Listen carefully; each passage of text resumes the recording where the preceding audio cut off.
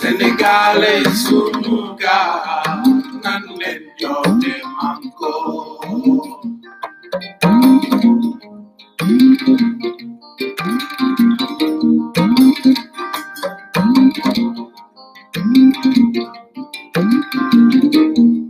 Sénégalais sunu gaal nan leen joote manko nan leen joote manko nan leen taajoo ci sunu gaal.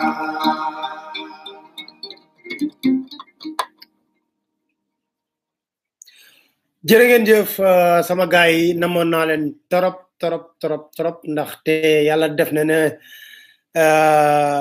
fi nekk nii dimanche moo nekkoon bésu korité saafonte wun ñu ko doon defee mais baalu àq ñëpp di baal àq ñëpp tamit dox yàlla na yàlla aar Sénégal sàmm ko iir ko la famille aussi ma leen wax yàlla na leen yàlla aar sàmm leen iir leen dëgëral seen taxawaay ngir lan Sénégal dëgëral seen taxawaay bu baax a baax parce que nag ñaan ñu ko yàlla de waaye duñu jëm ci foo xam ne dina yomb duñu jëm ci foo xam ne dina yomb di ñaanal kilifa diine yi ñu baree bari damay jot seen coup de téléphone ñu may wax lu baree bari kilifa aada yi maa ngi leen di ñaanal ñi yàlla def na si tànne fu sénégalais ñoo takkay ndombal tànk tamit ñu ñaanal leen ndax bés bu ñu juumee rek dugal ñu ci guuta te njuum yi nag mi ngi bëgg a bëri mi ngi ci feebaru coronavirus mu jur li nga xam ne moo di corona politique jurit corona business ma leerale leen ci lu bari woon fii ci réew mi kon ma leen di wax ne sama gaay yi kon li am solo moo di nañ takku taxaw may ñaanal la yorgu yaram ñëpp ko ñaanal kilifa réew mi ndax fi ba 2024 moo fi nekk di ko ñaanal soxnaam ndaxte ñëpp gis nañ ni mu jaxasoog soxnaam ak doole ji ñuy wax ne moom la soxnaam am ci nguur gi yal na ko yàlla bàyyeeg sagoom bu baax a baax ndaxte jàpp nañ tamit ne day fal di folli ministre wax na ko fi kon yal na ko yàlla bàyyi sagoom ba ñi muy tànn di leen fal di ko folli mu nekk ñoo xam ne lépp lu ñuy def te doon njariñ askan di ñaanal goro bu jigéen bu président de la république yaayu soxnaam parce que nee naa leen nekk ni li am solo moo di rek ñu nekk ci jàmm réunion yëpp nag yëg naa réunion yi mujj a def sax ba ne nañ tëj fay seen téléphone yi ndaxte dañoo ragal ne kenn ci biir moo may informé yooyu yëpp yëg naa ko mais amul solo ngi ñaanal ngoro bu jigéen bu président de la république di ñaanal soxnay président de la république ndax nag comme bokk na ci ñuy fal ak a folli jaadu na ñu ñaanal ko pour xelam nekk ci moom ba ku muy joxoñ pour président fal ko ndax moom lu mu bëgg président def ko yàlla na ànd ak xelam bu baax a baax ci yenn tànneef yi di wax ne la famille kontaan nañ trop ndaxte yàgguñu ubbi li nga xam ne moo di groupe WhatsApp bi pour di ci waxtaan di ci partage suñu biir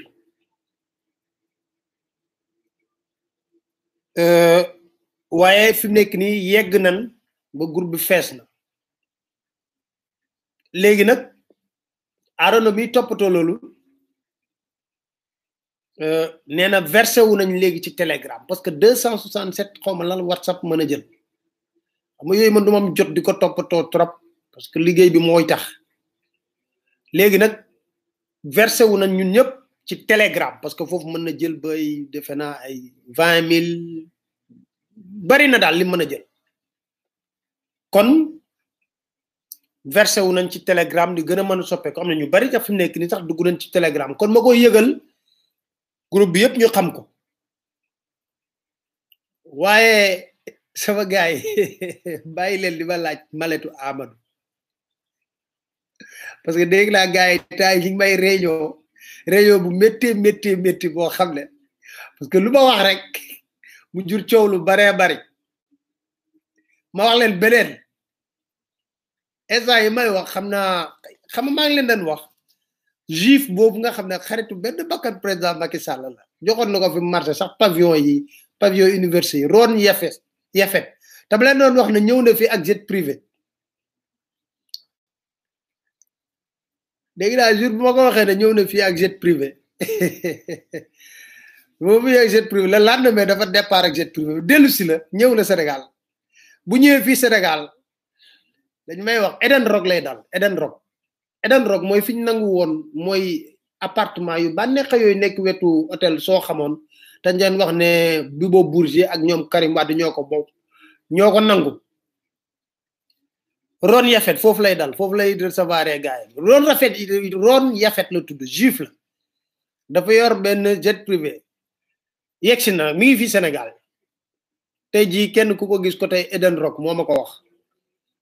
ku nekk côté Eden rek dama yow sa waa ji yegsi na ma ne ko kon war naa yegsi ak jet privé parce que jet privé lay ñëwee fii xam nga lu ko fi indi ma leen di wax rek jamono yi mi ngi lijjanti xam nga la maison du Sénégal bi nekk New York te tabax ko dafa am luñ ci naroon a def moom moo ci nekk mais dossier moom dama leen koy beral parce que am na ñu bari ndewenal bi ma leen fas yéene jox xam nga mooy lan parce que gars yi dañ ma laaj benn affaire ne foog ma dellu siwaat di defaat chronique yi waxtaan naa ceeg équipe bi may liggéeyee Dakar Matin nee nañ ma waaw comme léegi mardi di nga def live kon mercredi de leen defal chronique ma ne ko non léegi il faut que ñu am aussi benn objectif bu précis chronique yi ñu nar a def mooy dañuy jëlaat scandale yi début premier scandale di ko lim benn bu nekk nag ñu teg ko fàttali ko waat ko Sénégal yi mooy doon chronique yi mais xew-xew yi xew ci réew mi ñu koy def live chronique yi boo leen di d'accord noonu lañ ko nar a defee maanaam chronique yi dañ koy jël ne yéen a ngi fàttaliku tudd loon nañ télé scandale ma fàttali leen ko ci chronique wax liñ ci waxoon yëpp mu jiwul fenn xam nga donc mu nekk loo xam ne noonu lañ fas yéenee defee chronique yi xam naa peut-être fii ak semaine prochaine dañ ci gën a réfléchir pour affiner ko tey dama leen laaj bu am solo est-ce que mën nañoo tabax république ci waxet ak ci loo xam ne kàcc la lu dul dëgg est-ce que ci loolu mën nañ ci tabax république vertueuse parce que may fàttaliku ne 2012 place de l'Obélisque li fa dee ci ay nit ci Sénégal bi dañoo bëggoon une république vertueuse moom lañu président Macky Sall doon prôné sobre et vertueuse tey nag xamul ma def dama dajale quelque rek ay déclaration yu mu doon wax dama leen koy tegal am na ñoo xam ne dañuy wax ne duñ ko mën a déglu dimbale leen ma li laay war a sóol dama leen koy tegal laaj leen ndax loolu méngoo na ak ba mu jëlee nguur gi ba tey jii la muy def gaa yaa ngi wax ne ñu partager leen tey moom di ngeen dégg da est-ce que mën nañoo dafa xam nga des fois ñun bu ñu doon wax dañuy wax woy ñoom dañuy wax di inventer am na sax li ñuy dugg léegi ci réseaux sociaux yi di dugg di wax ne woy Pape Alé ñu ngi baalu àq parce que yàgg nañ dugg ci réseaux sociaux yi di la saaga ak yooyu baalu wax ma ne leen baalu ma leen parce que man seen saaga yi musuma ko toppatoo parce que damaa jàpp ne kuy saaga ci réseaux sociaux sa papa ak sa yaay nga war a mere parce que ñoom ñoo jur doomu saagakat te ku bëgg ko jur doom bëgg nga mun a doomu leneen lu dul doom bu dul saaga waaye doom boo xam ne fayewuñ ko lu dul muy saaga ay nit wala di wax loo xam ne débat di lañ wax ngor gi nga am ba am position bàyyil keneen am beneen position moo tax kuy wax baal ma ne baaluma ci kenn parce que musuma ko toppatoo parce que ba léegi vous m'avez jamais atteint je fais ce que j'ai envie de faire wax ko ci yoon kon ñu ñëw ci situation sanitaire bi juif bi ñëw na de Ron Yafet xaw ma yaa may déglu xaw ma waa Mermoz ak may déglu xaw ma waa CPI mooy soo am 4 ou 5 kër yu dend belle famille bi ñoom ñoo rangale kër yooyu yëpp ñoo ko dend ñoo ko jënd ñoo fa dëkk léegi nag tey moom dama leen di tegal spécial ay déclaration ngeen déglu bu amee ngeen dama am na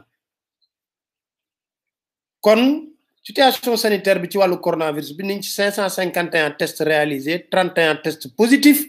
28 cas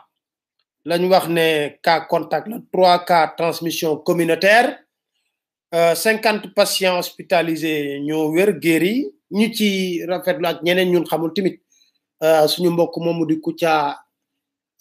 sant yàlla ba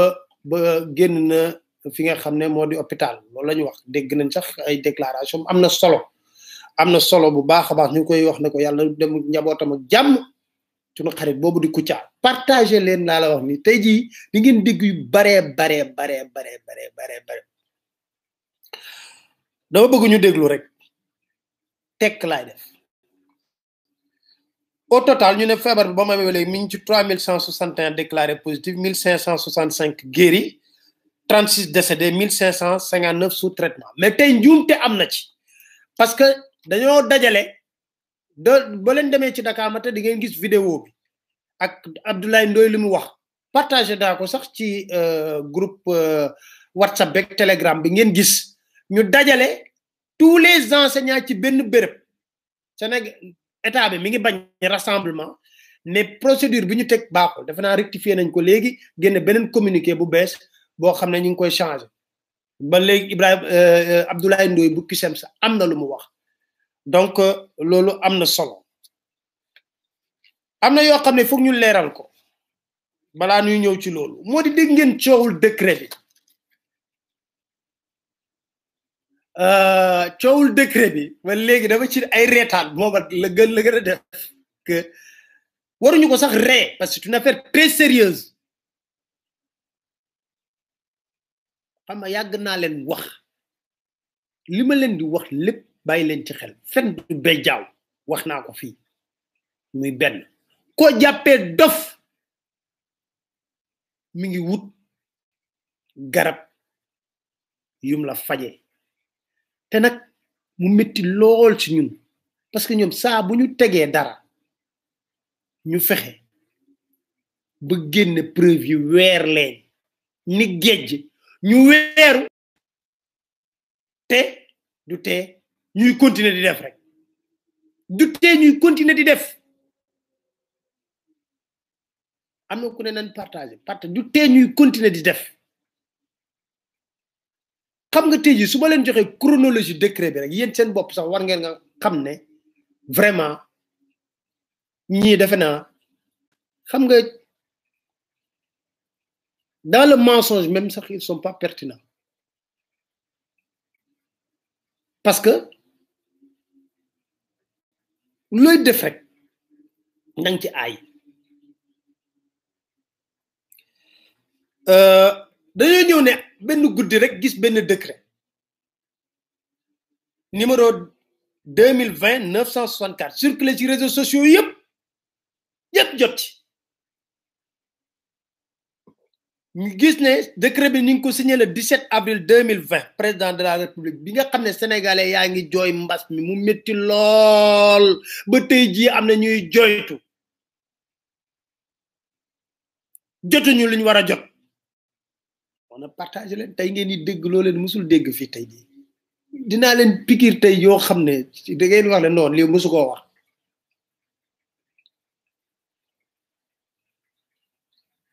ñoom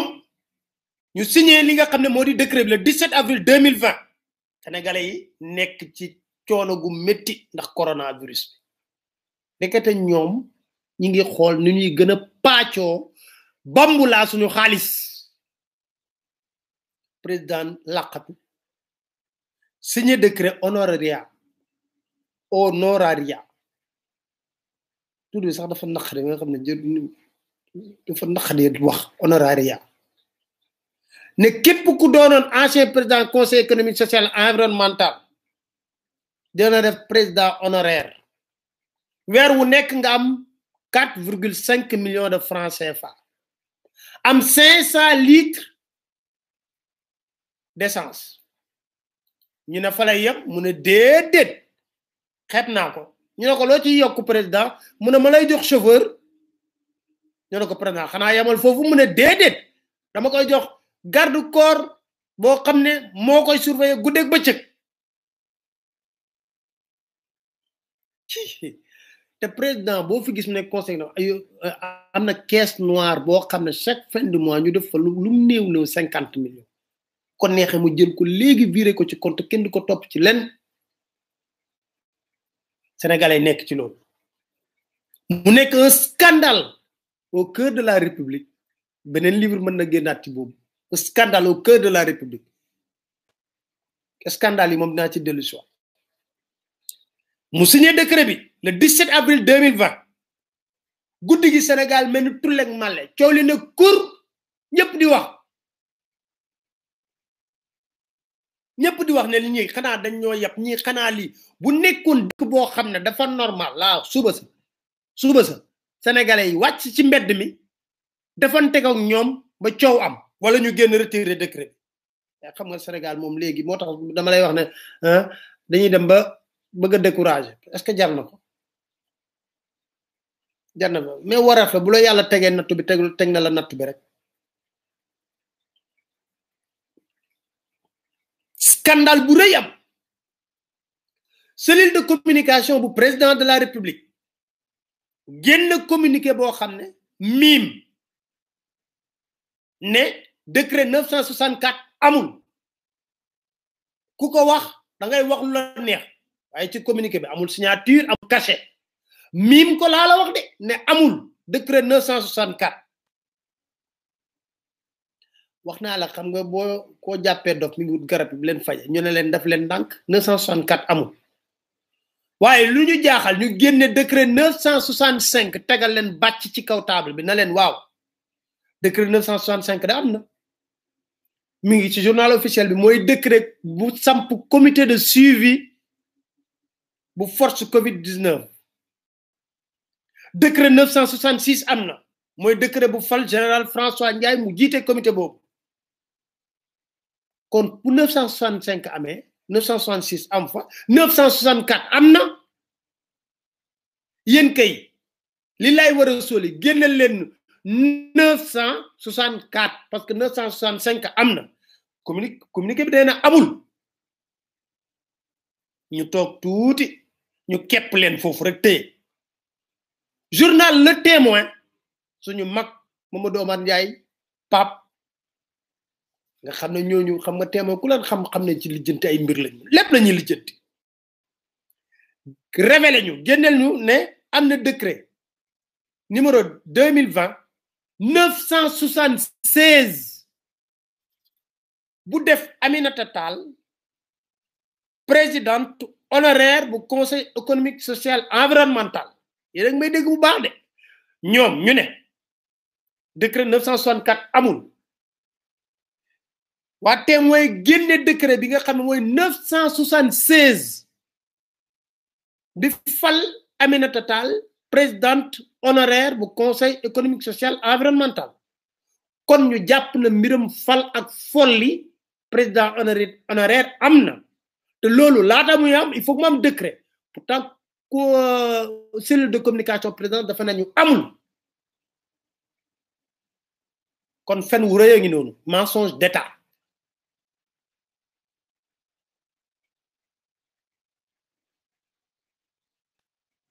mensonge d'état mi ngi noonu parce que nañu décret 964 amul bu décret 964 amul décret 976 mun ta am ndax xamul tax décret 976 bi def Aminata Tall présidente honoraire dafa viser décret 964 parce que dañ ciy bind vu le décret 2020-964 du 17 avril biñ daan wax ñun ne am na ñoom amuñu ko ñoom ci 976 ñoo weer seen bopp ñoo ne vu le décret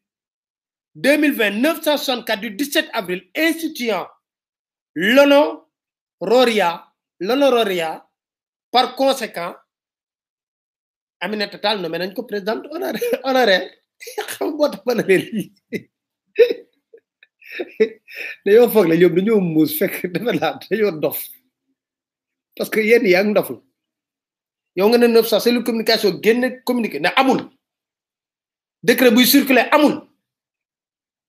964 amul ñu ne ko déet 965 am na 966 am na njëkk bi si yàgg ñu ne 976 sax am na ndax boobu moo fal Aminata Tall présidente honoraire te bañ ci bind ci décret boobu di ko fal présidente honoraire dañ ne vu le décret 964 instituant l'honoraria weeru ngeen kon communiqué bu présidence boobu c'était un faux bu mensonge di am communiqué boobu moo nekk un faux léegi nag comme jàpp nañ leen ne décret 964 am na xam nga lu ñu def léegi nag dañ leen décret 964 donte am na léegi nangu nañ ne am na parce que ni ñu koy génne léegi donte am na listé wul ay avantages yi ñuy wax mooy 4 millions 500 litres d'essence yeeg chauffeur ak oto ak ndax xanaa chauffeur moom balaa nga joxe da nga joxe oto logique rek laa leen di wax léegi ñu ne nangu nañ ne décret 964 am na wante dañ ne liñ ci wax lépp ne loolu amul mais xam nga lu ñu fàtte dañoo fàtte ne décret boobu lay war a soli dañoo nekk ci lu am solo ñu bàyyi di woote te ñuy nekk ci live bi décret 964 boobu ñu ne léegi dangu nañ ne am na waaye dañ ne décret 964 boobu le amul li nga xam ne moo di liñ liste loolu waaye xaar nit kay boo koy fay président honoraire dina am lu mu ànd ak pour honoraire rek pour lan pour mu am drapeau vert jaune rouge xam nga loolu wax ko koo xam ne ku wayee di nga koy wax feeñ nañ ba cig nar ak kam léegi nag li gën a yomb kay mooy génne leen xam lu ñu jaaxal ba tey jii ci journal officiel génnewuñ décret 964 bi te ñoom d'accord nañ ne am na parce que dañ ne vu le décret 964 instituant l'honoraria kon am na mais lu tax duñ ko génne moo ne de décret bii def Aminata Tall présidente honoraire bu conseil officiel génn na ci journal officiel numéro 7307 du 29 avril moo tax man a tey naa leen ko pikir moom saf-saf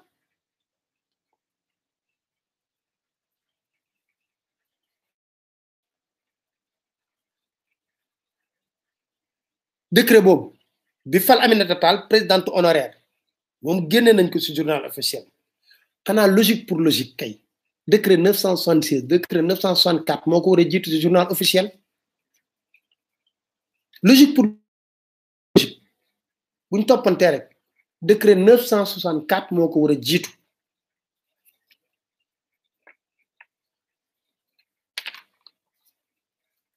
loolu rek moo tax ñu war a glisser ndànk ñun xam nga dem far loolu rek le fait que ñu nëbb décret 964 bañ ko génne journal officiel rek war na tey suñu xel en foog ne Aminata Tall soxla nu koy fal présidente honoraire bu àndul ak dara ku ko soxla kenn soxlawu ko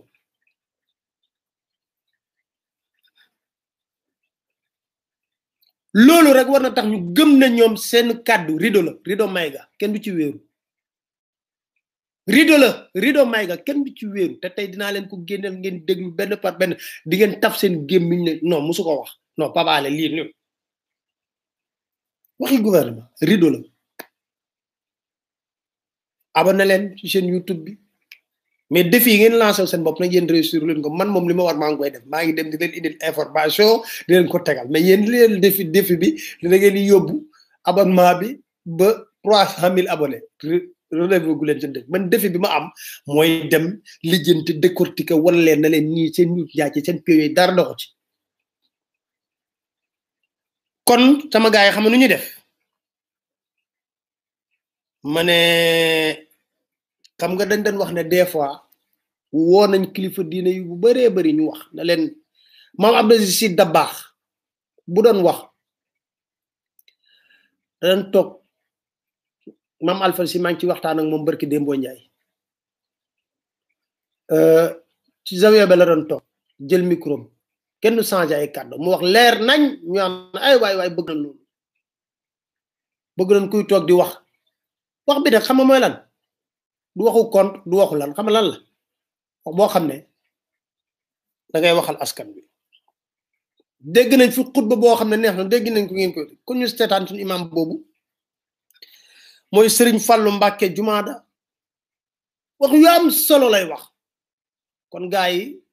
ñu déglu ko nag doo ko tarxis nag seen wax yi nga xam ne waxi rido la kenn du ci wéeru ñu déglu ko. Dakar Matin. gouvernement bi coronavirus bii de war ngeen ci am lu ngeen ci jànge li ngeen ci jànge mooy xam ngeen ni nit ñi gëmuñ leen wóoluwuñ leen jàngoro joo xam ne yaa ngi koy gis man caa teg sa loxo di wax ni nit ki ne ko jàngoro ji jàngi ni mu lànk ne du jàngoro ji xam nga ne yow la gëmut li tax nag bu ngeen leen waxee duñ ko gëm nag loolu moo mat a seetaat da ngeen leen tàmm ma wax te li ngeen di wax doo dëgg moo tax bi ngeen leen waxee rek jàngoro jaa ngi nii ñu ne du dëgg la waa ji waxoon rek laay wax bañ duggee ci oto bi accidenté ñu bari faatu ñuy génn néew yi di teg di génn ba yàgg ñu génne benn waaye mu ne faatu wu ma de waa ji ne ko yii faatu na de ab politicien la day wax rek faatu na mu ne faatu wu ma ñu ne ko faatu na de ab politicien day politique rek yóbbu leen ci ñi faatu suul ko loolu moo dal politicien yii maanaam nit ñi dañ leen a mën a wóolu nit ñi mënu leen a gëm loolu moo tax nag loolu mat naa xoolaat nii kenn du ko yore ab population di leen wax lu dëgg ba boo leen waxee dëgg ñu weddi ko loolu dara jaru te loolu moo am nag ndax fi ne coolaa ngi ne coppay te nit ñi mënuñoo fexe ba gëm wax ji te day Tuubaa gii day ba leen ko Sëñ Muntaxa waxee génn xaalisam def ci ñëpp ko daal di gëm ci saas waaye bu leen ko gouvernement bi doon wax ba déwén duñ ko faale loolu nag bu dalee ab gouvernement war naa xoolaat boppam xam ne moom mii yoon wi mu jaar du yoon wi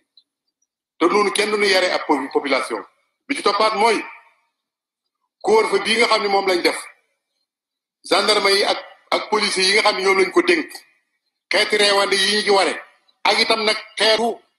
xaw ma kañaan lañ koy tuddee xaw ma mbañeel lañ koy tuddee xaw ma topp ci nit ñi dóor ak a gaañ lu leen neex def te mbir mi du xeex bataille sanitaire la da ngaa war a laaj biir nit ki wan ko yoon dimbale ko jàppale ko waaye nit ki nga doon aar nga far wàññeeku di ko gaañ ba lu raw li nga doon aare loolu laa gis man ñi nga xam ne ñoom ngeen leen yóbbu ci terrain bi yar leen te jàngal leen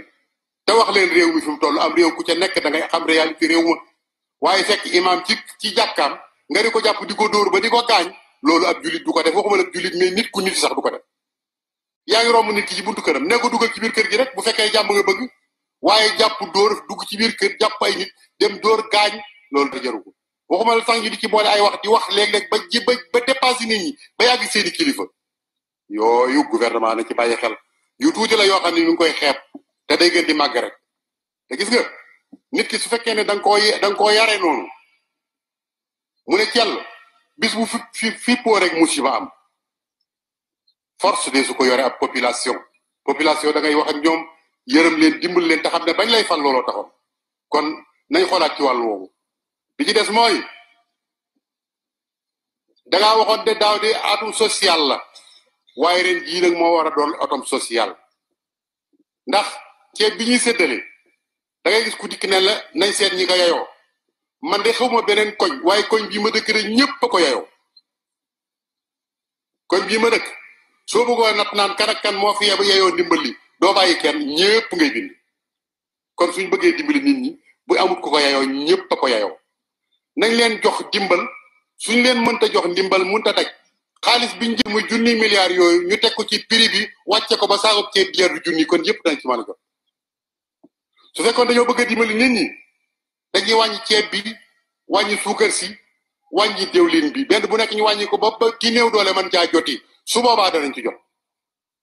kon nañ dimbali nit ñi sonn nañ de boo demee ci àll bii de la fa nekk kenn mënu la ko wax kon ren jii atam social la bi ci toppaat nag mooy nawet baa ngi ñëw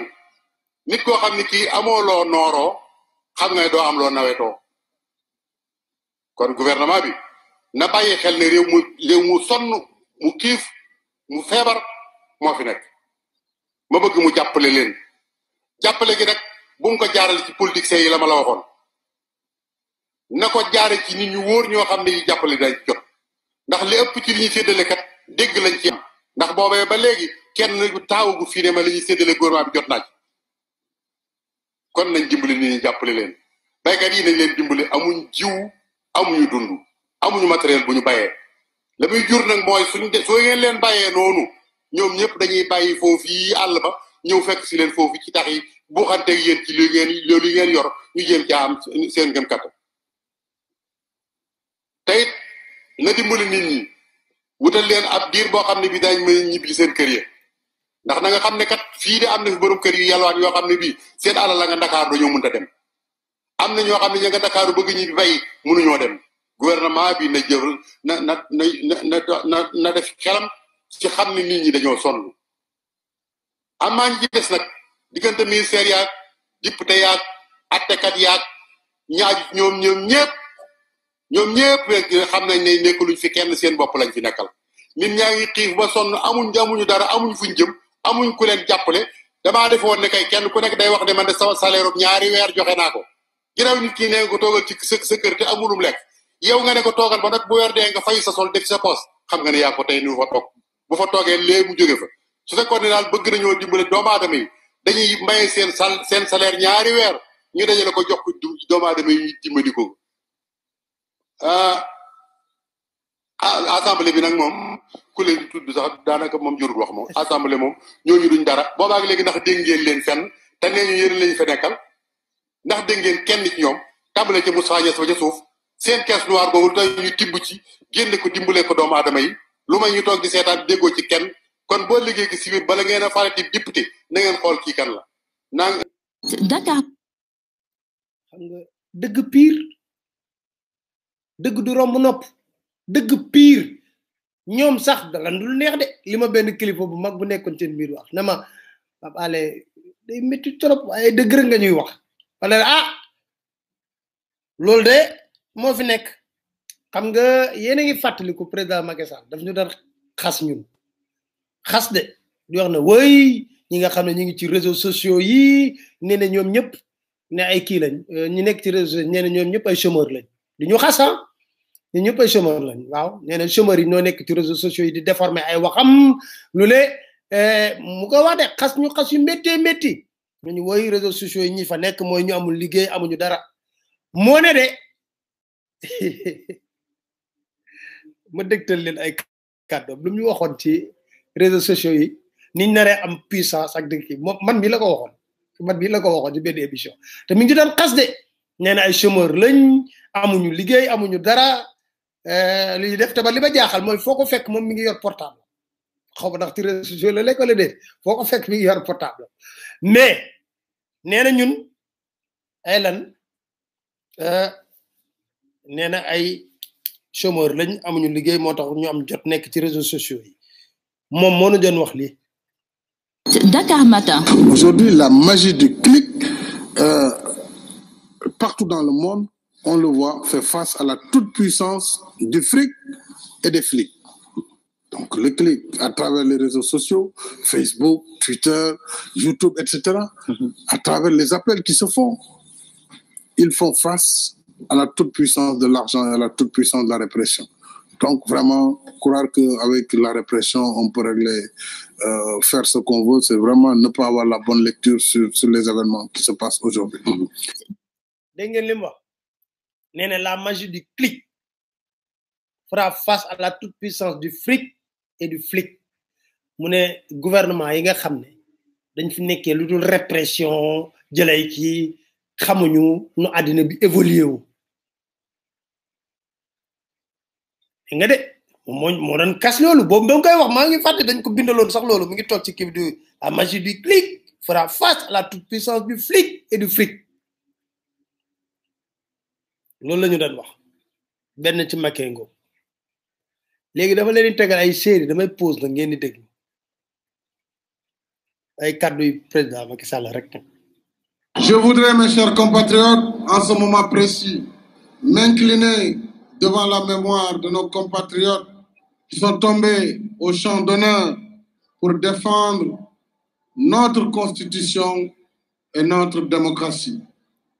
Nous sommes ensemble tout près d'écrire une nouvelle page de l'histoire politique du Sénégal. Dakar Matin. Nous disons à l'APR que la patrie importe plus que le parti. Avec les responsables, les militantes et militants de l'APR, ce n'est pas de partager un pouvoir. Nous devons instaurer une démocratie véritable qui ne soit pas seulement un slogan. Nous devons faire en sorte que l'équilibre des pouvoirs soit respecté au Sénégal. Nous devons faire en sorte que tous les citoyens soient égaux devant la loi. Dakar Matin. C'est la patrie avant le parti. Du pacho. Est-ce que t'es pacho là ou du pacho? Tontu bi yéna ko xam bu la nexé ngeen tontu. La magie du clic. La magie du clic loolu yëpp léegi nag yéen xool rek après ngeen wax man dama leen di jox rek ngeen wax bu ñuy wax rek. La République, c'est des institutions fortes. La République, c'est l'équilibre entre les pouvoirs. Qu'il s'agisse du pouvoir exécutif incarné par le président de la République et son gouvernement ou du pouvoir législatif incarné par la représentation nationale à travers l'Assemblée nationale ou encore le pouvoir judiciaire à travers les cours et tribunaux. Il faut qu'il y ait un équilibre. Mais lorsque toutes les institutions s'effondrent devant une seule qui fait et défait selon son bon vouloir, nous ne sommes plus en République, nous ne sommes plus en démocratie. Et aujourd'hui, c'est le plus grand danger qui guette le Sénégal, qui mine jusqu'à l'existence de sa République. Dakar Matin. may laajte def na fi moom lu fi président musta def Cour suprême jël décision même pas 48 heures nga ne tareet décision bi so xotti sànni fële ma ne d'accord man sax d'accord naa parce que bokk nañ ci ñun mën a combat pour ñu rapatrier mais nga normal ça veut dire nga mettre les formes ñu def rabat d'arrêt bi daane l'affaire bi ñu ne au moins respecté nga tey na ma wax tey est-ce que tous les pouvoirs ne sont pas effondrés boobu Wade la doon xas de devant lui est-ce que tous les pouvoirs un pouvoir législatif nañ ma wax pouvoir législatif lu mu def ay ñu dem. Le choix des députés, quand même, ne permet pas d'avoir un régime d'équilibre, puisque les députés sont élus sur deux modes de scrutin. Un scrutin dit majoritaire à un tour, c'est 90 députés qui sont élus, c'est le Raougadou. Bon, vous avez une voix de plus, vous prenez tous les députés de Dakar, par exemple. Ils sont 7, vous avez 30 voix, moi j'ai 29, vous prenez les 7. C'est pas très démocratique. Ensuite, vous avez 60 sur la liste proportionnelle. Mais le choix de ces 60 incombe au chef de parti en général. Donc le député qui est là, il n'est pas choisi par une circonscription, il n'est pas choisi par des électeurs, mais il doit son élection au choix de son parti et simplement par le nombre global de voix. Donc dans de telles conditions, on ne peut pas dire que l'Assemblée nationale va être le centre d'impulsion de la politique. Dakar Matin. dégg nga li mu wax de xam nga loolu lan la woon dama na ko woon mais est-ce que régime parlementaire mu ne non mode de scrutin élection législative la ñu war a changer pour député nekk vrai député moom ci nguuram ci ayam ñaari élection législative fekkee na ko fi est-ce que dafa changer mode de scrutin bi pourtant xam na nan lañ war a falee député pour député bu demee foofu toogal fa askan bi mais du fa toogal nit xam na ko de parce que mi ngi koy expliquer expliqué na ko bu leer nañ expliqué na ko mu leer nañ ne ni ñuy falee député fi mu nekk nii moo tax député tekkiwul dara mais ba mu toogee ba tey jii moom lan la changé ci mode de scrutin bi ñu dem. Que si je suis élu président de la République, il y aura une transparence même au niveau des comptes de la présidence de la République, parce que je permettrai à la Cour des comptes d'avoir accès aux comptes de la présidence de la République et de l'Assemblée nationale, parce que la Cour des comptes doit aider toutes ces institutions. Dakar Matin. Je compte. dégg nga li mu wax nee na moom bu faloo woon boobu mi ngi wut de mu ne bu faloo loolu tax ñu wax jikko wut kat xaar ba mam ba pare rek du jikko nee na moom bu falu woon day permettre Cour des comptes ñu ñëw auditer compte présidence waxuma sax loolu amul waaye moom ba mu faluwaatee ba tey jii deful déclaration de patrimoine am looloo gën a yomb ba mu faloo ba léegi te ni ko exiger na ko balaa ngaa def prestation de serment da ngay def sa déclaration de patrimoine ba léegi defu ko est-ce que tey jii ba mu commencé ba tey jii am na benn organe de contrôle bu am fit te na da ngay xool compte présidence yi ndaw lu lëj ñu dem vamos. Restituer aux organes de vérification et de contrôle de l'État la plénitude de leurs attributions. Dans le même sens, l'assainissement de l'environnement des affaires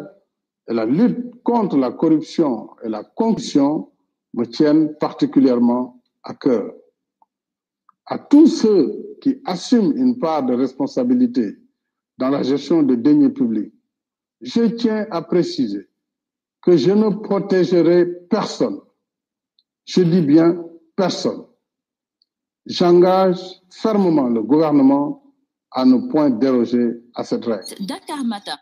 may laaj est-ce que ba mu faloo ba léegi am na kenn xam nga soo may wax sax kenn ci ay nitam président Macky Sall rapport estampillé te rapport yu bëri rapport OFNAC fan lañ ci instruire amul Cour des comptes génne ko jox ko rapport mu on va créer une commission lu musta am Sénégal inspection générale d'État 2015 la gëj a génne rapport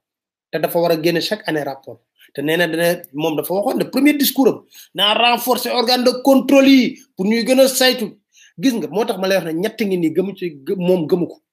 état de droit démocratie ak bonne gouvernance gëmu ci leen moom gëmu ko il n'y croit pas gëmu ko il gère comme il veut je ne protégerai personne ah waa léegi tey est-ce que mën nañ ko wax ay ci nguur gi ministère yi ñëwoon naa leen duma passé ñaar fukk ak juróom politicien la bu doon suma sago ku ma jege ma def la ministre ndax ku ne dana bëgg am cër ginnaaw bu xeexee ba am ndam waaye dama ne toujours réew mi la ñuy jiital balaa ñoo xool suñuy parti wala di xool suñuy intérêt bopp réew mi moo ëpp solo balaa ñuy wax waxu parti kon réew mi lay jiital même bu fekkee sax sama biir njaboot dinaa ci gis ñoo xam ne kontaan nañu mën nañ ma damay xeef waaye du yàgg naa ne loolu ay kii la rek ndax xam nañu ne ñëpp mënuñu xëy rek nekk ministre kon dañu xool li jaadu li am solo li mën a nekk ñu def ma ne kon ñaar fukki ministère ak juróom war na doy pour doxal gouvernement bu Sénégal. Dakar Matin. moom ci boppam xamul ñaata ministre la xanaa ñi nekk conseil des ministres mais ni mu nommé moom ci boppam xamul ñaata la xam nga yéen a ngi gis ne léegi salle des banques la ñuy defee réunion bi parce que dañ leen imposer li nga xam ne moo di mesure barrière yi parce que salle Bruno Diatta buñ fa demee dañuy tànkali ko nii la ñuy def ndax bari léegi soo obligé dem salle des banques xam nga salle des banques gën pour mën a respecter si moo ko doon wax ne léegi yëpp moo ko doon wax moo tax des fois jéglu yaag su ma demee reetaan damay déglu leena 25 ministres doy na ci moom xamul ñaata ministre la am xam nga Erdogan ba mu fi ñëwee dafa ñëw ministre yi rangal muy nuyoo turé bi seeg jékki ci président de la République ko finalement vous avez combien d'enfants pour tooñ ko sérieux ko bu la ko bon mu jox ko benn chiffre Erdogan nag en Turquie nous on a 19 ministres Turquie bi nga xam ne mooy ni ñu lebal dañu may xaalis ak lépp 19 moom xamul ñaata ministre la am. Il ne faut pas continuer à faire la transhumance telle qu'elle se pratique aujourd'hui, parce qu'il faut mettre de l'éthique dans tout ça. Il faut que les gens reviennent aux valeurs. Il faut qu'on revienne aux valeurs, c'est extrêmement important. Parce que nous ne pourrons pas changer positivement notre pays si nous restons dans le boule-falé, là, le masla qui ne veut rien dire, chacun peut faire ce qu'il veut, mais après on ricane entre camarades et puis voilà, on se tape de l'épaule et c'est fini. Non. Dakar Matin. Gouvernement. xam nga loolu xam nga lu mu doon wax ci wàllu transhumance la ñu koy laaj mu ne non ay transhumance politique dafa war am éthique ah mënuñu nekk def lu ñu neex ba pare après on ricane entre copains on tapote tey may laaj ci yéen laay laaj est-ce que dëgg la am du dëgg noonu la doxalee wala doxalee wu ba mu demee Kaffrine Ahmed Aïdara laaj ko ci wàllu transhumance bi xam nga lan la tontu woon dafa tontu woon ne Ahmed dafa transhumé ak yooyu te xamul ne circulation professionnelle la loolu mooy nga jóge ci télé bi dem ci beneen télé wala nga jóge ci rajo bi dem ci beneen rajo mu ne ko mu jàppee ko transhumance dama leen wax rek leelaa leen tey du ma sonn bon ñu dem ba tey ji ak président Macky Sall tey moom. C'est une réaction de tristesse et d'indignation. Tristesse devant la mort. bi mooy Ndiaga Diouf bañ ko reyee ci affaire bañ songee Barthélemy ci mairie bi dégg leen président Macky Sall lan moo si nekk position ak te ba tey ji nag ñi ngi jaabantaloo Barthélemy Diaz pale ñu ngi ko téye ñu ngi koy jaabantaloo ñu déglu. Du jeune Ndiaga Diouf qui a perdu la vie dans une opération commando dans laquelle on l'a entraîné face à l'agression contre Barthélemy Diaz et contre son institution municipale. Mais l'affaire Barthélemy Diaz, il faudrait le prendre dans le cadre global de l'enchaînement des événements depuis le 23 juin. Tout le monde a constaté que devant le refus citoyen de valider l'imposture de la loi constitutionnelle pour fixer le ticket et la suppression du second tour, le pouvoir avait décidé de passer à la vitesse supérieure et avait décidé de recourir à des mercenaires. Lorsque je l'ai dit, vous vous rappelez, tout le monde a crié sur moi, y compris même mes propres partisans, que ouais, au Sénégal, il ne peut pas y avoir de mercenaires. Mais le mercenaire, c'est quelqu'un que vous payez pour faire une sale besogne. Et il n'était pas exclu, il n'est toujours pas exclu d'ailleurs, qu'on ait fait recours à des étrangers. Mais aujourd'hui, il est clair qu'on a payé des gens pour verser du sang et pour instaurer un climat de terreur dans le pays. Et ça, c'est le fait du pouvoir. Le pouvoir nous a institué, le pouvoir PDS, à une violence institutionnelle, une violence verbale. Maintenant, la violence est devenue physique et mortelle. Rappelez-vous également de l'assassinat du jeune Malick Ba, suite à la tentative délibérée de découper la communauté rurale de Sangalkam et de la faire passer en délégation spéciale. Souvenez-vous de la violence institutionnelle contre moi-même à l'Assemblée nationale, où des mandats ont été donnés, mais par des abus de majorité, mais un terme à l'expression du suffrage que les citoyens ont donné. Alors, c'est tout cela qui a entraîné que ce jour du 22 ou du 23 décembre, l'on est assisté à une bande armée devant la police médusée et qui était là impuissante. Ils sont venus agresser. Donc, les vrais responsables de cette affaire sont ceux-là qui ont commandité et financé cette opération. Tout le monde a vu à travers la télévision que même les médias ont pu avoir le temps de venir, de filmer en direct où étaient les forces de sécurité. Donc, je pense que là, l'État a une responsabilité pleine et entière dans ce qui s'est passé devant la mairie de Sacré-Cœur-Mermoz, qui a entraîné donc la mort de Ndiaga Diouf. J'en profite pour présenter mes condoléances attristées à sa famille et vraiment souhaiter que Dieu l'accueille en son paradis. Mais j'en profite aussi pour exiger la libération de Barthélemy Diaz, puisque l'enquête piétine. On parle aujourd'hui d'une nouvelle enquête à réaliser par la gendarmerie, si c'est le cas, mais il n'y a plus de raison de retenir le Barthélémy Diaz en prison. Attendons donc que la nouvelle enquête fasse le point et la lumière pour pouvoir mettre en examen ou inculper qui que ce soit. Donc je pense que loolu dégg nga ko def moo exiger la libération de Barthélémy Diaz tey ci biir ayam nguuram la ñuy def ni Barthélémy Diaz ci biir ayam la ñuy def ni Barthélémy Diaz c'est la même personne mais des fois da ngay jég ba chaque non est-ce que ma continuer ak yéen ba tey ji wala ma dem lan ci foncier bi suuf si parce que littoral bi xam nga gis ngeen ni ñu ko caxat-caxatee c'est scandaleux ma dem ak yéen ci non bàyyi ma dem ci état de droit après doogu ñëw ci suuf si lam ci doon wax Dakar Matin. Tant que nous n'avons pas un état de droit, tant que la démocratie n'est pas viable, tant que l'État ne fonctionne pas selon des principes républicains, tout ce que nous voulons construire, nous ne pourrons pas le faire.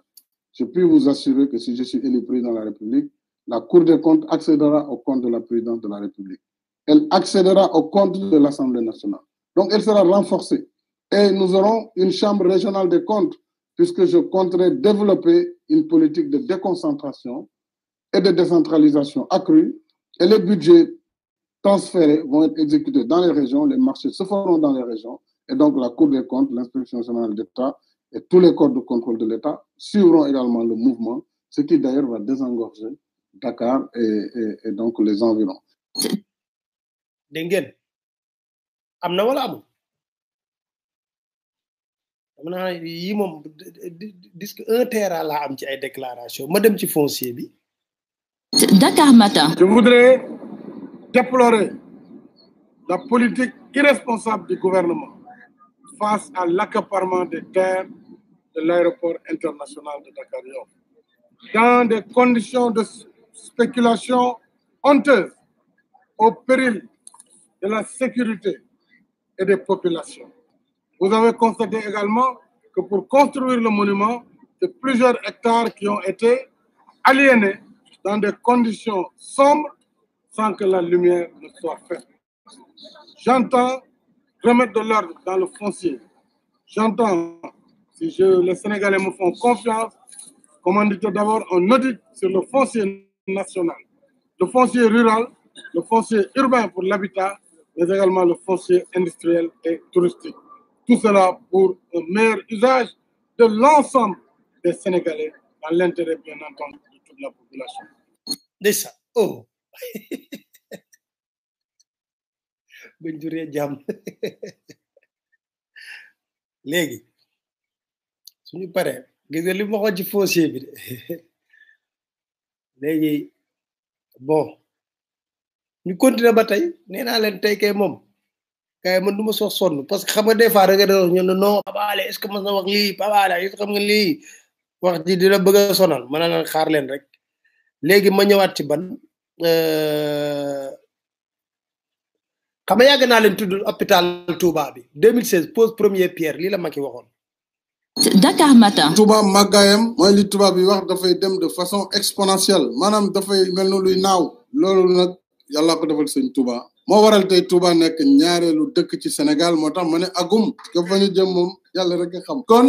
dëkk bu toll noonu nag ay millions ngi nit dëkk fii dafa laajoon ñu jox ko gëddaam ci wàllu wér-gu-yaram ak ci wàllu infrastructure rawatina ci wàllu pajukaay muy l'hôpital naam amoon na ay hôpitaux yu fi nekk man la bul Fawzeyni am na ay yeneen i établissement public de santé waaye li ñu bëggoon nag mooy Touba bañati di jël ay malade di dugal ci ambulance ñuy wi jëm Ndakaaru aman na mu yegg aman na du yegg kon nañu def lépp luy ay jumtukaay ak ay bërëbu fajukaay ay docteurs yu xarañ ay professeurs yu xarañ di fi liggéey nga xam ne feebar bu mu mënti doon lu dul lu suñu borom dogal daañu ko war a mën a faj fii ci hôpital bii ñu def ci 40 milliards mu am li ñu fi wax lépp ci ay services d'abord service d'urgence bu mucc ayib waaye aussi service maternité 5 salles d'accouchement ak ay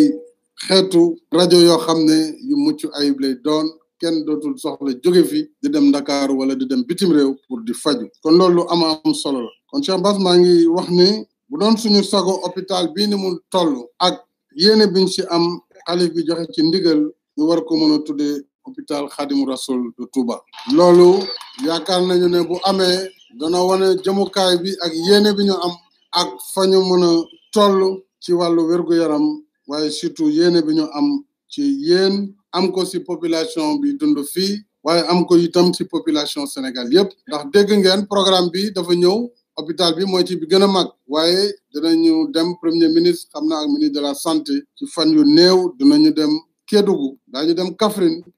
daañu dem Sédhiou ubbil leen hôpitaux yu mel ni Dakar. yéen a ngi dégg rek dama gaa yéen a ngi bëgg a ree seen bopp tey de ree rek non non c'est pas rigolo nag c'est pas sérieux parce que nga jég ba si yàgg nga bon yàlla baax na le hôpital bi 2016 la def pose première pierre bi dégg ci lan 2020 yàggagul bu Sédhiou xaw ma ci dara bu Kaffrine ak bu Kédougou waaw yëpp doon ci loolu de yéen a ngi fàttaliku conseil des ministres décentralisé yi ba mu waree fépp ba mu des Ndakaaru am na lu mu waxoon léeg-léeg xaw ma ñaata milliards lañ jëlee ay ja ba déglu leen ko. Dakar Matin. Je suis venu présider ce jour 20 juillet 2016 à Pikine le 14e conseil des ministres délocalisés. Cet exercice de planification commune entre le gouvernement et les populations à la base nous vaut aujourd'hui une programmation territoriale d'investissement d'environ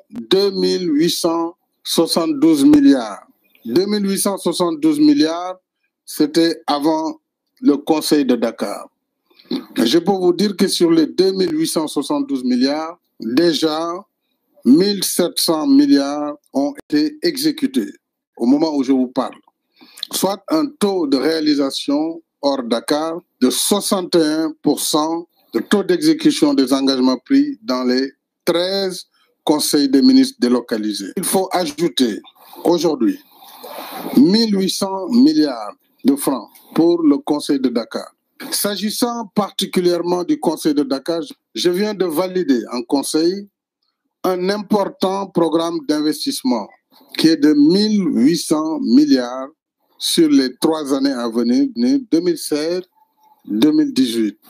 1800 milliards, dont seulement 126 milliards sont en recherché comme gap. Autrement, sur les 1800 milliards, nous avons tout ce qu'il faut, sauf 126 milliards que nous pourrons mobiliser avec nos partenaires. Je voudrais simplement faire noter que ce Conseil des ministres d'aujourd'hui a permis de prendre les décisions importantes suivantes. Je décide de retourner le stade Assane Diouf de Dakar à la jeunesse pour construire un nouveau stade pour un montant de 20 milliards de francs CFA. Donc cela va mettre un terme à ce conflit entre la jeunesse et donc nous verrons avec tous les acteurs concernés la mise en œuvre de cette décision importante. Sur d'importance, je reviendrai là-dessus lors de ma tournée à Bargny et à Rufisque. C'est la protection côtière. Nous voyons aujourd'hui les conséquences négatives des changements climatiques sur les populations riveraines et côtières qui vivent le long de la côte. Enfin, j'ai décidé que Rufisque verra son canal historique enfin refermé, reconstruit, j'allais dire, sous un format approprié et les études seront engagées sans délai pour que Rufisque, en tout cas, puisse vivre dans un environnement beaucoup plus sain, qui puisse également éviter la prolifération de moustiques et de tout désagrément de cette nature. Stade Assane Diouf xamal lee wala da koy delloo jeunesse bi dem leen xool miirawaat nañ ko chinois yi ko jël miirawaat nañ ko ba defar ko ba leer ko tawaxaat nee na amoon nañ 1800 xaw ma ne nee na 125 milliards non bon ak lal gars yi tey moom defe naa ak ban transparence lan la waxoon na dara si transparence. Dakar Matin. Il y aura une transparence même au niveau des comptes de la présidence de la République parce que je permettrai à la waxoon na ko ba pare léegi ñu dem seeti beneen de voilà OFNAC bi muy sikkal 31 décembre bi passé moom moo doon wax ci OFNAC de. Dakar Matin. am solo daal luñ si mën a jàpp mooy Sénégal politique bi ñu taxawal dama tey la gën a valable te li tax mu gën a valable tey mooy dama samp yeneen kuréel yu bees yoo xam ne pour ñu ànd ak man di liggéey war nañu xam ne déjà benn ñëpp daañu def ci yenn fonction yi seen déclaration de patrimoine waaye OFNAC muy office national de lutte contre la fraude et la corruption dafa am ay pouvoir yoo xam ne daf koy may mu saytu bu saytoo aajowul sax muy jox président rapport mën na ko déposer directement ci yoon maanaam ci procureur la République loolu day wane daal gouvernance bi nga xam ne Sénégal song na ko te GIABA muy kuréel gi saytu si Afrique sowu jant wàllu woowu féliciter Sénégal ñu jiitu si tam ci wàllu taxawaay te loolu am solo la pour préserver les ressources yi nga xam ne alalu réew mi. dégg ngeen li mu wax nee na OFNAC la doon tagg nee na déclaration de patrimoine dañ koy def ba mu bosom defu ko maa ngi koy wax léegi wax ma ko de Seynabou Ndiaye Diakhaté nee na au moins am na 300 personnalités yu deful seen déclaration de patrimoine ñuy laaj sax ban njariñ la am parce que déclaration de patrimoine entrée dafa am ak bu sorti maanaam boo defee déclaration patrimoine entrée nga ne lii ak lii bu sorti boo defee da nga war a defaat beneen déclaration patrimoine ñu xool ndax yow li nga liggéey war na la may nga am loolu bu nekk na dafa yokk ay buñ ko defee réew mi toj parce que ñun xam nañ fi ñu fi jënd ay appartement Paris ci diggante bi ak waaw defe naa tey daal ma yem fii gars yi wala defe naa bàyyi ma yem fii mais nag xam nga lii almaktum waxoon ñu la ban feebar la buy dal ñi nga xam ne ñoo di politiciens yi feebar la de suñu maladie almaktum waxoon nañu ban feebar la déglu leen ko bu baax a baax surtout feebar bi di ngeen ree bay bëgg a dee ñu déglu almaktum. Dakar Matin. am na loo xam ne bu ko nit waxee nit ki normal la tudd waaw maa ngi ko waxtaan ak benn médecin mu mel na tudd na ma sax baat ñu di ko wax schizophrénie ma ne ko kër bi luñ koy bindee mu ni ma CH feebar la buy def ci yow ñaari jëmm mooy tax yenn yi li ngay wax ci suba du bokk ak li ngay wax ci midi waaw c'est pathologique kenn mënu ci dara am na benn sunu mbokk bu nekk Ndar daf ko dal waaye dangay sol ndax daf lay tëj fii wax la loo xam ni dangay defe ni bu asamaan doon daanu it lool la fekk dara du ci dëgg moom doo xam loo koy def benn bés fekk na Pape Cissé mu toog ci kër ga mu ni ko alors Pape dama demoon toon bi sa yaay ngi lay nuyu dafa dama reer ma kontaan mu def lii mu def la Pape ni ko fan yi yëpp sama yaay ngi ci biir dafa seet si sama yaay mu ni ko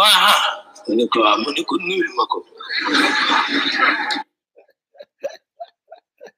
kooku moo nekkoon almaktum kon gars yi comme gars yi sonn ngeen ci dama ne moo taxoon dama leen doon wax rek xam nga yu bëri denc nañ ko ci ay déclaration yu bare am na yu gën a garaaw sax yi mais dama ne kon dama xam loo xam le dégg nga mu ne ko damaa demoon teewoon seeti sa yaay mu defal ma reer du leex mu ne ko sama yaay fan yëpp mi ngi fii mu ne ko nuyul ma ko kon sama gars yi defe naa ma xool ma mayaat leen soo leen bëggee tamit imam bi ngeen déglu parce que li mu wax dafa dëggu damay déglu ba si maa ngi waxtaan ak Arona bala passé ma ne ko imam bi dafa mel ni li ñuy wax daf ñuy déglu mais yàlla nag baaxee na benn mbir ma leen koy wax fii Dakar Matin. ñi woote nañ bàyyi du ma jël tey téléphone tey amul téléphone tey dama ñëw rek indi leen li nga xam ne moo di lii pour ngeen am loo leen ci jam kon gars yi xam nu may def ma tàggatoo ak yéen rek léegi nag yéenay xool parce que yàgg nañoo wax ñuy wax ne woy pawaale lu ñu wax ni x am na léegi nag dootuñu sonn malet bi am na ko wax malet bi du taximan de kooku chauffeuru kooku la du ma tudd turam chauffeur am la woon moom ko yeeru xam naa malet bi ay dollar la mais malet bi nag dama lay wax ne dañ ko jël rek ñu joxaat ko beneen malet xam moom xaalis moom yomb na joxaat ko beneen malet boobu ndeysaan nag malet bi ba mu demee mu dajale njaboot gi yëpp foofu ku nekk mu jiñ leen ko nag foog na nekkati chauffeur bee ko dóor malet mu dem Amadou wax naa leen Amadou damay wut interview loolu la tudd du Amadou Sall le fils du président chauffeur bi moo tudd Amadou léegi kooku dinaa ko kii laaj naa benn laaj tamit nee naa leen agence de voyage mbir boobu nañ ma wax kat moo ko moom maa ngi leen di wax rek ñu dëgër bopp di ma réñoo di wax duñ ma ko wax mais léegi xaar dinaa ñëw léegi 1800 milliards conseil de Dakar yi kon ma def lu dul tàggatoo leen gars yi di leen dig daje incha allah tey la mardi ñu leen dig yàlla imam bi ma tagaatal leen imam bi pour ngeen déglu ko li mu wax dëgg gu wér peng la après ñu teg suñu slogan Dakar Matin gouvernement bi coronavirus bii de war ngeen ci am lu ngeen ci jànge li ngeen ci jànge mooy xam ngeen ni nit ñi gëmuñ leen wóoluwuñ leen jàngoro joo xam ne yaa ngi koy gis man caa teg sa loxo di wax ni nit ki ne ko jàngoro yi jàngi ni mu lànk ne du jàngoro ji xam nga ne yow la gëmut li tax nag bu ngeen leen waxee duñ ko gëm nag loolu moo wat a seetaat da ngeen leen tàmm wax te li ngeen di wax doo dëgg moo tax bi ngeen leen waxee ne jàngoro jaa ngi nii ñu ne du dëgg la waa ji waxoon rek laay wax bañ duggee ci oto bi accidenté ñu bari faatu ñuy génn néew yi di teg di génn ba yàgg ñu génne benn waaye mu ne faatu wu ma de waaye ne ko yii faatu na de ab politicien la day wax rek faatu na mu ne faatu wu ma ñu ne ko faatu na de ab politicien day politique rek yóbbu leen ci ñi faatu suul ko loolu moo dal politicien yii maanaam nit ñi dañ leen a mën a wóolu nit ñi mënu leen a gëm loolu moo tax nag loolu mat naa xoolaat nii kenn du ko yore ab population di leen wax lu dëgg ba boo leen waxee dëgg ñu weddi ko loolu dara jaru te loolu moo am nag ndax fi ne coow laa ngi ne cobbay te nit ñi mënuñoo fexe ba gëm wax ji te day Tuubaa gii de ba leen ko Sëñ Muntaxa waxee génn xaalisam def ci ñëpp ko daal di gëm ci saas waaye bu leen ko gouvernement bi doon wax ba déwén duñ ko faale loolu nag bu dalee ab gouvernement war naa xool boppam xam ni moom mii yoon wi mu jaar du yoon wi te noonu kenn duñu yare ab population bi ci toppaat mooy couvre-feu bii nga xam ne moom lañ def gendarme yi ak policiers yi nga xam ne ñoom lañ ko dénk xeeti reewande yi ñu ci ware ak itam nag xeetu xaw ma kañaan lañ koy tuddee xaw ma mbañeel lañ koy tuddee xaw ma topp ci nit ñi dóor ak a gaañ lu leen neex def te mbir mi du xeex bataille sanitaire la da ngaa war a laaj biir nit ki wan ko yoon dimbale ko jàppale ko waaye nit ki nga doon aar nga far wàññeeku di ko gaañ ba lu raw li nga doon aare loolu laa gis man ñi nga xam ne ñoom ngeen leen yóbbu ci terrain bi yar leen te jàngal leen te wax leen réew mi fi mu toll am réew ku ca nekk da ngay xam réalité réew ma waaye fekk imam ci jàkkaam nga di ko jàpp di ko dóor ba di ko gaañ loolu ab julit du ko def waxuma la julit mais nit ku nit sax du ko def yaa ngi romb nit ki ci buntu këram ne ko dugal ci biir kër gi rek bu fekkee jàmm nga bëgg waaye jàpp dóor dugg ci biir kër jàpp ay nit dem dóor gaañ loolu dara jaru ko waxuma la sax ñi di ci boole ay wax di wax léeg-léeg ba dépassé nit ñi ba yàgg seeni kilifa yooyu gouvernement na ci bàyyi xel yu tuuti la yoo xam ne mi ngi koy xeeb te day gën di màgg rek te gis nga nit ki su fekkee ne da nga koo yare noonu mu ne cell bis bu fippoo rek musiba am force de su ko yore ab population da ngay wax ak ñoom yërëm leen dimbal leen te xam ne bañ lay fal looloo taxoon kon nañ xoolaat ci wàllu woowu bi ci des mooy dangaa waxoon de daaw de atum social la waaye ren jii nag moo war a doon atom social ndax ceeb bi ñuy séddale da ngay gis ku dikk ne la nañ seet ñi ko yayoo man de xawma beneen koñ waaye koñ bii ma dëkk rek ñëpp a ko yayoo koñ bii ma dëkk soo bëggoo nat naan kan ak kan moo fi yebu yayoo ndimbal li doo bàyyi kenn ñëpp ngay bind kon suñ bëggee dimbali nit ñi bu amut ko yayoo ñëpp a ko yayoo nañ leen jox dimbal suñ leen mënta jox ndimbal mënta daj xaalis biñ jëlee muy 1 milliard yooyu ñu teg ko ci prix bi wàcce ko ba saako ceeb bi jar du junni kon yëpp dañ ci mën a jox su fekkoon dañoo bëgg a dimbali nit ñi dañuy wàññi ceeb bi wàññi suukar si wàññi diwlin bi benn bu nekk ñu wàññi ko ba ki néew doole man caa joti su boobaa danañ ci jot kon nañ dimbali nit ñi sonn nañ de boo demee ci àll bii de la fa nekk kenn mënu la ko wax kon ren jii atam social la bi ci toppaat nag mooy nawet baa ngi ñëw nit koo xam ne kii amoo loo nooroo xam nga doo am loo nawetoo kon gouvernement bi na bàyyi xel ne réew mu sonn mu kiif mu feebar moo fi nekk ma bëgg mu jàppale leen jàppale gi rek bu mu ko jaarale ci politiciens yi la ma la waxoon na ko jaare ci nit ñu wóor ñoo xam ne yi jàppale dañ jot ndax li ëpp ci li ñuy séddale kat dégg lañ ci am ndax boobee ba léegi kenn taawagu fii ne ma li ñuy séddale gouvernement bi jot naa ci kon nañ dimbali nit ñi jàppale leen baykat yi nañ leen dimbali amuñ jiw amuñu dund amuñu matériel bu ñu bayee la muy jur nag mooy soo ngeen leen bàyyee noonu ñoom ñëpp dañuy bàyyi foofu yi àll ba ñëw fekk si leen foofu ci tax yi bu xanteeg yéen ci loolu ngeen yor ñu jéem caa am seen gëm kattan teyit na dimbali nit ñi wutal leen ab diir boo xam ne bi dañ mën ñibbi seen kër yi ndax na nga xam ne kat fii de am na fi borom kër yu yalwaan yoo xam ne bii seen alal la nga Dakar dañoo mënta dem am na ñoo xam ne ña nga Dakar bëgg ñi bay mënuñoo dem gouvernement bi na jël na def xelam ci xam ne nit ñi dañoo sonn am maa ñi ci des nag diggante ministère yaag député yaag attekat yaag ñaaju ñoom ñëpp rek xam nañ ne nekkuluñ fi kenn seen bopp la fi nekkal nit ñaa ngi xiif ba sonn amuñu dara amuñ fuñ jëm amuñ ku leen jàppale damaa defoon ne kay kenn ku nekk day wax ne man de sama salaire bu 2 weer joxe naa ko ginnaaw nit ki ne nga ko toogal ci sa kër te amulum lekk yow nga ne ko toogal ba nag bu weer dee nga fay sa sol def sa poos xam nga ne yaa ko tey ni fa toog bu fa toogee léegi mu jóge fa su fekkoon ne daal bëgg nañoo dimbale doomu aadama yi dañuy maye seen salaire 2 weer ñu dajale ko jox ko doomu aadama yi ñu dimbali ko assemblée bi nag moom ku leen tudd sax daanaka moom jurul wax moom assemblée moom ñooñu duñ dara boobaag léegi ndax dégg ngeen leen fenn te nee ñu yéen lañ fa nekkal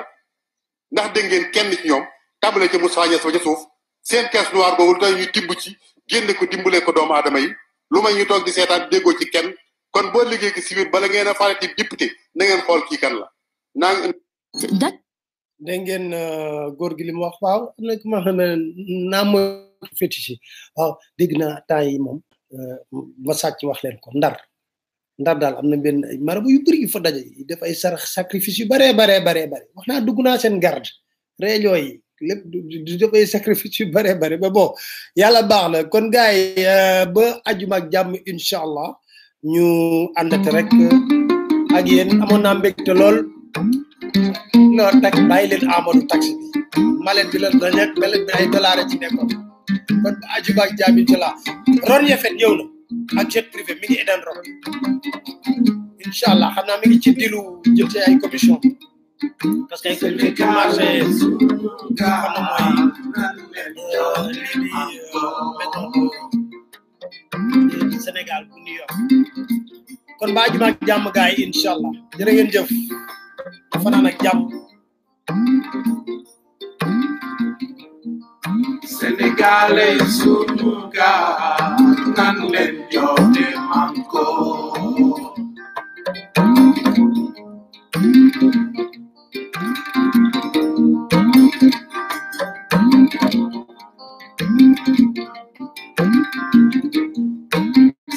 Sénégalais sunu gaal nan leen joxe manko nan leen joxe manko